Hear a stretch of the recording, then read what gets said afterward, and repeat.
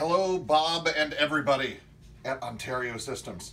Wanted to introduce you guys real quick to Hunter James.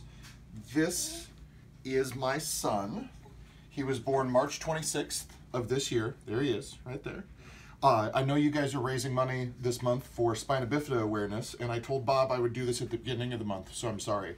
What I wanted to show you guys, though, was just kind of what it looks like for the first couple of months with a baby with Spina Bifida. So I made a photo album showing his birth, and I thought I would take a second while I was changing him to show you guys this.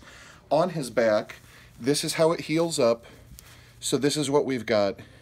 In the original photos, you'll see his spinal cord was actually sticking out from his back right there, and it's now healed up. So he's going to have that as a little bit of a birthmark as he gets older. And then up here on his head, I'll show you. I don't know if you can see that little bit of a bump right there, but Hunter has what's called a shunt embedded because his spinal fluid backs up actually in his head and it needs to be drained. Otherwise it'll create pressure and all kinds of other problems. So Hunter's brain, because of the hole in his spinal cord or in his back, his brain started flowing like a river, or the spinal fluid was flowing like a river, and his brain fell to the back of his head and herniated. It's called a Chiari-2 malformation. This shunt prevents that backup of fluid now, and it actually drains it across his tummy. I don't know if we can actually see it on him or not. I'm going to stretch his chest just a little bit, but you can actually see there's a tube that comes from his head and it runs right here across him and down. And he gets bored easily, so I'm just going to see if I can bounce him while I'm talking to you guys. But the other thing I wanted to show you was just kind of what his general daily life looks like. So if you look at the changing table here, you'll notice that there are catheters, and those are lube packets. One of the downsides of Spina Bifida is that most kids have some form of paralysis from the waist down. Hunter's is pretty severe. He can't move his right leg. He's got limited movement in his left, and we won't know until he gets older how much he can feel. But he also doesn't have proper bowel and bladder function.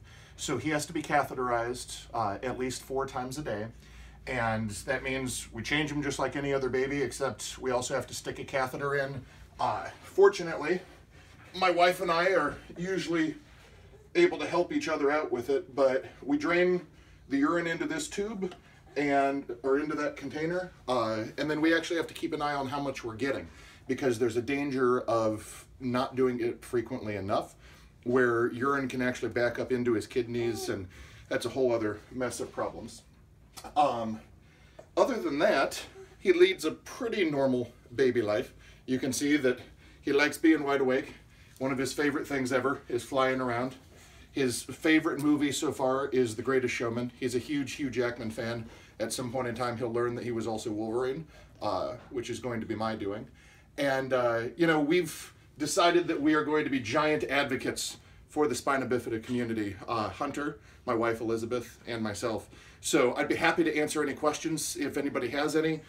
Also definitely proud to be a resource for anybody that we can ever help.